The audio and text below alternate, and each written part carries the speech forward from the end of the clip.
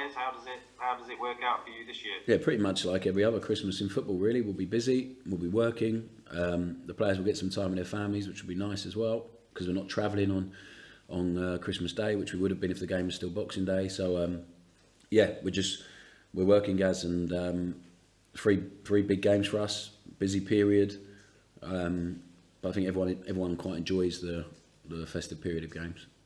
Does it mean a rare Christmas Day off, given that the game is on the 27th, or not? No, we'll be in very briefly, I would have thought, in terms of just a bit of work, and and then that will be us ready to go and train again Boxing Day, and then get ready to travel to Reading.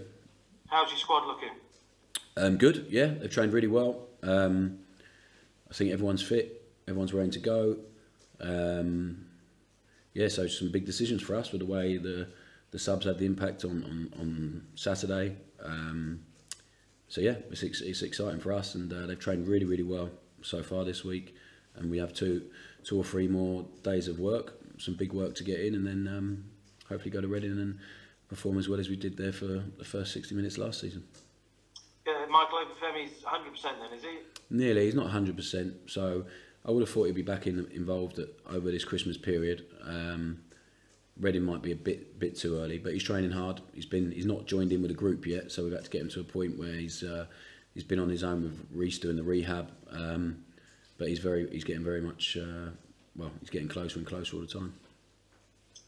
You've taken more points, I think, or certainly no team has taken more points from you, as you know, after falling behind this season. But I think you touched on it earlier in the week.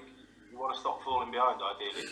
Yeah, so I think the mentality of the team's changed from last year, because I think we've got more points from losing positions this season than we did in the whole of last season already. So it shows to us that they've grown a lot mentally, character-wise, but we just shouldn't be going behind in that many games. We've analysed the last 10 games, really. The 7 where we haven't got a win is statistically been probably the best period we've had this season, what it has been, in terms of how many shots, expected goals, touches in the opposition box, how many shots we've given away. So there's real frustration over that. We've conceded too many early goals this season. And when teams have maximum energy early on in the game, so we have to find a way to navigate that, to work through that.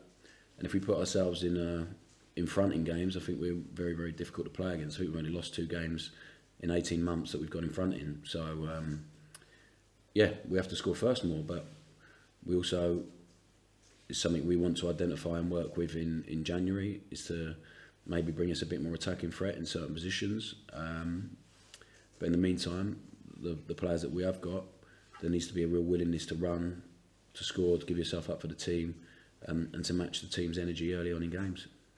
Is that what it is then, do you think? It's just purely a case of matching opponents in the early stages? Yeah, so like there'll be, I'm sure there'll be like a false belief that when we're passing the ball early on, we get high press and all that. We haven't really, I don't think we've given many chances away at all from build up in the last however many games, because the lads have been so clean.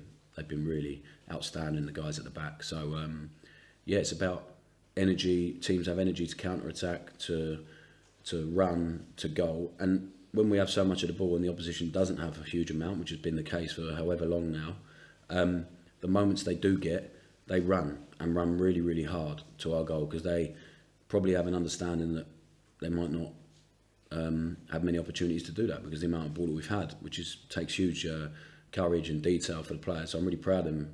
We have so much of the ball, but we need to make it count more, and we need to have that mentality that opposition almost have against us. When we have a chance to run to goal and hurt the opposition, let's take it, because as I said on Saturday, the guys at the back do so much brilliant work in the build-up. They put so much work into the legs of the commentary front 5, is the reason we get back into the game, because they're absolutely knackered, the commentary players, by the end. But we didn't do anywhere near enough work to then tire out the opposition defence, the back 5. So there needs to be a healthy balance to that. It's something we're striving for.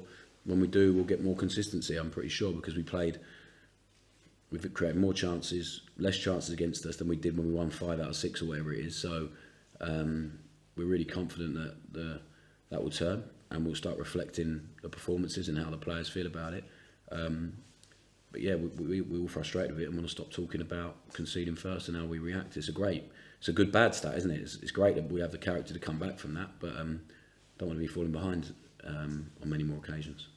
Yeah, I mean, you haven't won in 7 now, as you know, but it doesn't feel like it in a way. I mean, you've obviously 5 draws in there, and as your numbers there suggest, you've been playing some good stuff. Yeah, we've become really hard to beat, first and foremost. Really competitive.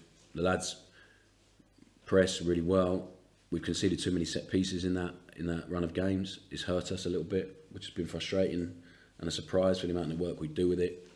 So I said it on Saturday. It's about mentality now. You know, if the players really want to achieve something, if we want to achieve something together, then the mentality to defend our box has to improve, and the mentality in the opposition box needs to be a more all-in mentality, that someone wants to score, run to goal to give someone else an opportunity, and take risks. Like I understand we play with a lot of structure, but in the final third, it's really difficult to say to lads, you stay there, you stay there. They know what we want, and when we get there, and we need to make more of them opportunities. So the structure gets us there. After that, it's then about being brave, taking a risk. Someone trying to run past someone with a ball or without the ball, crossing from areas we want to cross from and being in charge of that, regaining the ball. So all that stuff, and we work really hard on it and we'll continue to. But if we keep creating the chances we have done, the nice thing was we scored 3 goals at the weekend. We probably deserved to do that the weekend before, but we didn't. So yeah, I think it's been a hugely frustrating period. But as you said, the performances have been, on the whole, we've got not much to complain about, apart from giving away the first goal too many times in those games and too easily. So if we can get that sorted, we're so close to the playoff positions. The league is wide open. If someone had said we would be 2 points off the playoffs at Christmas at the start of the season, I think everyone would have taken that. But we want more, and hopefully the players want more as well. Yeah, we're exactly halfway now in the season, aren't we? 23 league games played. Are you optimistic that, as you say, it's gone pretty well for you so far? But do you believe that you can step on again in the second half of the season? Yeah, I think so. Yeah, I think we'll get better. I think we have so many young players, which can't be understated, underestimated in this division.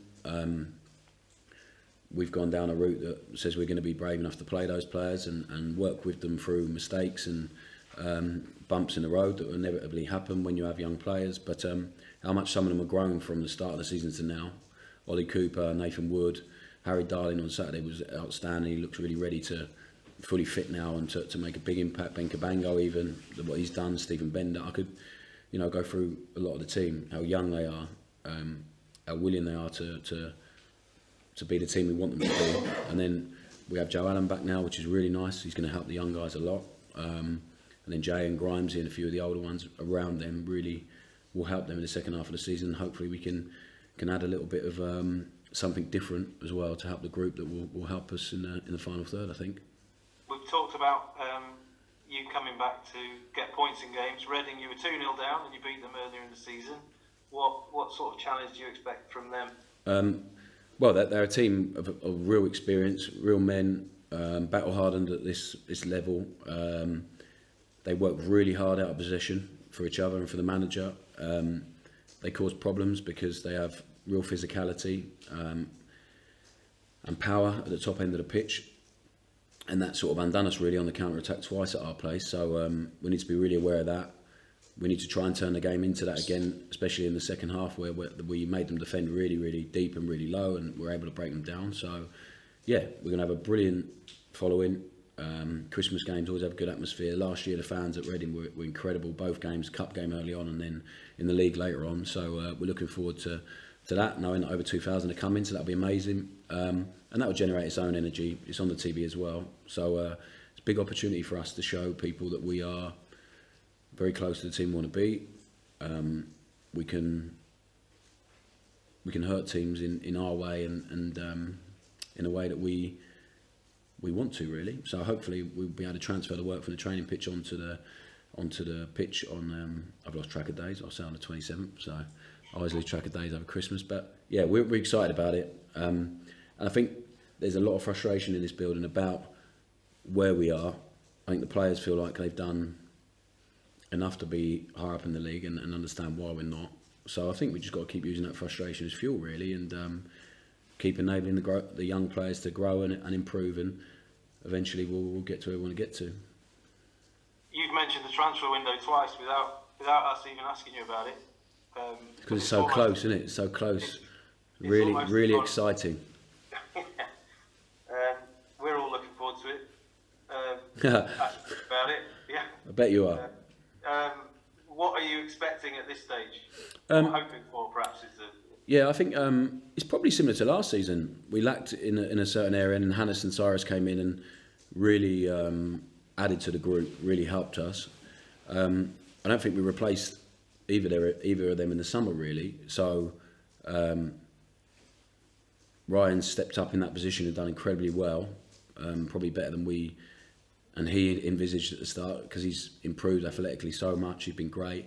But we also have to be conscious that at this minute in time, he's, speaking of Josh and Julian, it's probably unlikely that he's signing a contract at the moment. So it's, I think, at the top end of the pitch, we need a bit of help to unlock, especially when we're playing against teams that are low and people that can carry the ball and be a bit direct. So I think it's probably similar to last January in terms of what we need, which is frustrating for us. But that's where we're at, and I think it will really help us if we can do the stuff that we are trying to do and planning to do. And after conversations with Jake and Jason when they were over recently, they really want to help us in those areas. So you mentioned attacking players, but that shows how you think of your wing backs.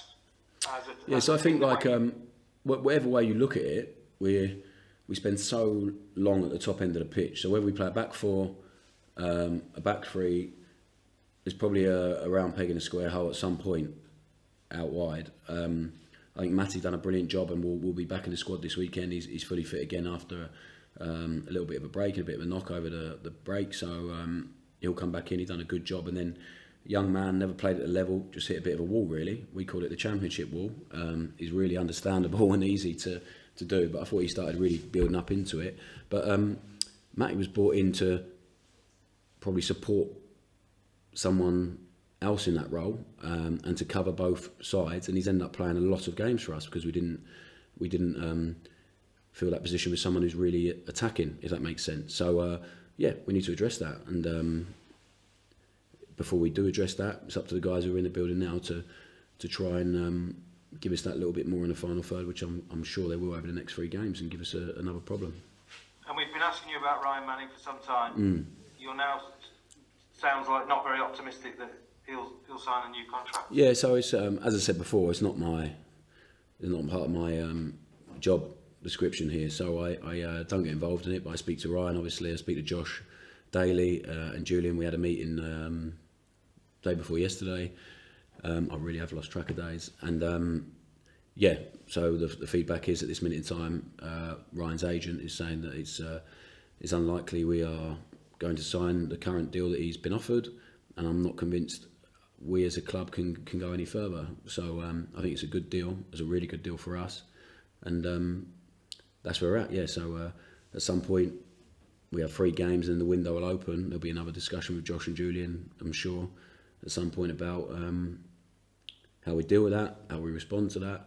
But in the meantime, I've got no worries that Ryan's going to give everything. I thought he was excellent in the last half an hour on Saturday. 2 huge goal contributions, and he'll continue to give us that because of the relationship we have with him and how he feels about his role in the team and his teammates. So I've got no concerns in terms of that. But over a long period of time, it is a disappointment, of course, and a bit of a concern. But that's where we're at.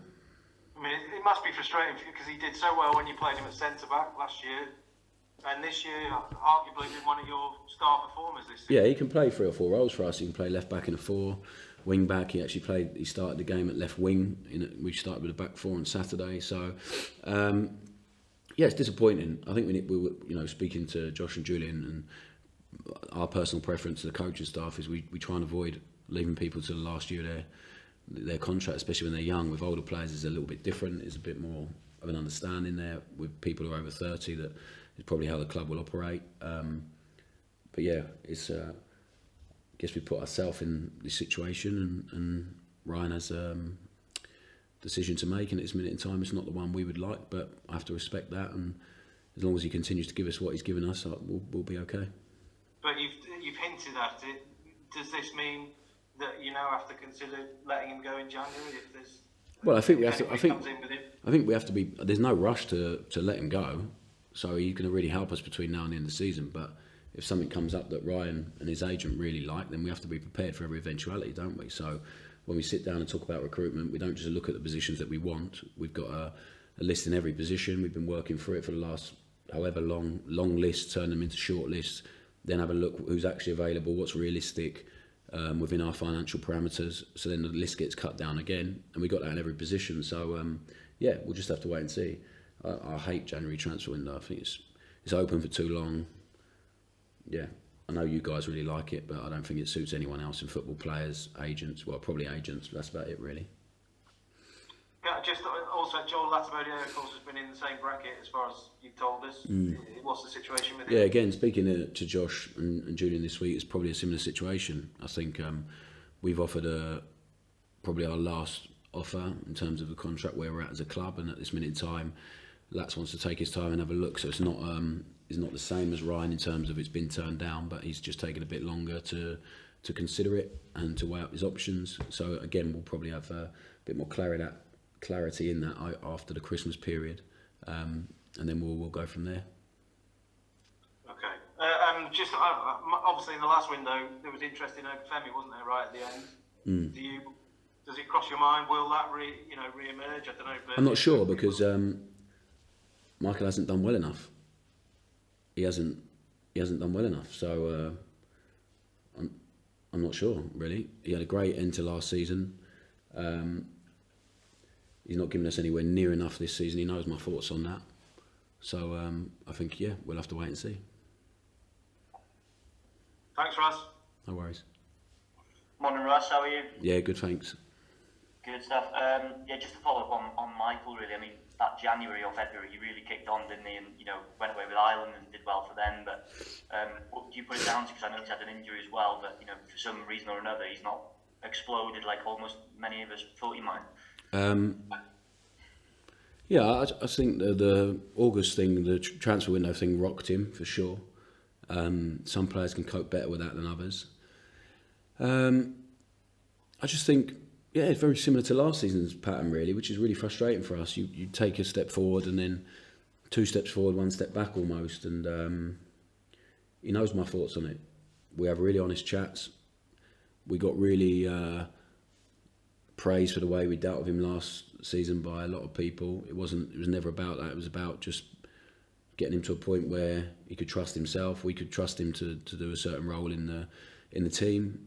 And we haven't quite seen that this season. It's been really frustrating, of course, because everyone expected him to pick up where he left off last year. But football's not linear. It's more difficult than that. He's a young man living a long way away from home with different things to deal with, and trying to deal with them on his own. We try and not allow him to deal with things on his own as much as possible. But yeah, he's a young man, right? So young men don't always get it right. So Michael is we really love Mike, like as a character, as a person. But all we can ever ask for from any of the lads is just like 100% all-in willingness to run for the team. And we've only seen that in glimpses, really. And I think a bit of his body, he's probably not trusted it as much. He picked up a couple of injuries this season, which he didn't towards the back end of last season. So the biggest thing was he was 100% fit in the second half of last season. It took a while to get there, and while we're trying to build him up again now and not rush it with his injury he's had, because when he's fully fit and he trusts his body, I think he's a different guy, really, a different player. So yeah, we have to be patient. It's not a case he doesn't want to be here. He's desperate to be back in quickly, but we have to be patient with that and make sure he's at a point where he trusts himself and we trust that he can produce a certain performance on the pitch. So yeah, I'm pretty sure at some point Michael will take off, as will Joel Perot. I think the weekend will be great for him because we've missed those goals. So it will help us a lot if we get a fully fit and firing Michael ready mentally and physically for the second half of the season. Yeah, and you just touched on your hopes for January as well, Ross. Is there any? I appreciate there's a lot of spinning plates involved, but is there any scope to maybe get something done early? Because like you say, there's a hectic schedule coming up, and it would help you the earlier you can get it done, the better, really, isn't it? I hope so, yeah, because I hope so, because we've been putting a lot of work into it and speaking to a lot of people. So I hope that we've done that to try and get things done early. Otherwise, it'd be frustrating the amount of work we've put into certain things to then not to just let it wander. So I think the earlier the better for everyone. January's never simple, it's not that easy, but we'll try and do it as early and efficiently as possible so player can come in and have maximum impact for us.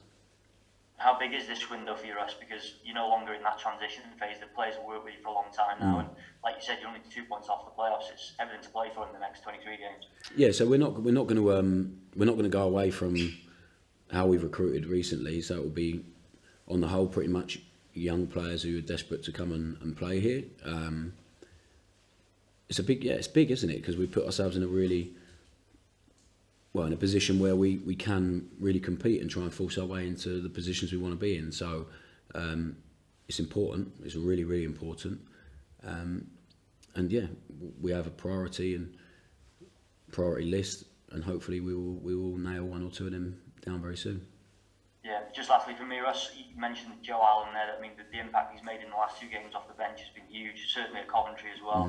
But it's been pretty difficult for him to get into the team when you've got 2 of your best performers, maybe in Jay and Matt in the middle of the pitch. How do you see that midfield picture now? Yeah, so it's not been difficult for him to get in the team. If Joe is ready and fully fit, he will, and he can play the way he played on Saturday, he will be ready to play. But he went away with Wales. He wasn't fully fit when he went with Wales. He done incredibly well to get ready to even be over there and training and competing. Then he probably played a bit too long for Wales. We had that discussion, so it set him back a little bit. So he just wasn't ready to start against Norwich. Plus the guys had been here for 3 or 4 weeks getting all the work in whilst he was away with Wales. So we've done a lot of work tactically. So he's come on Saturday and had a huge impact, and he's ready to rock and roll, the same as Harry. So Harry's been injured during the break. I would have loved to have chucked them both in against Norwich, but they weren't quite ready. So now they are ready, and hopefully they'll have impact in the next 3 games for us. Thanks very much, Ross. Cheers, guys.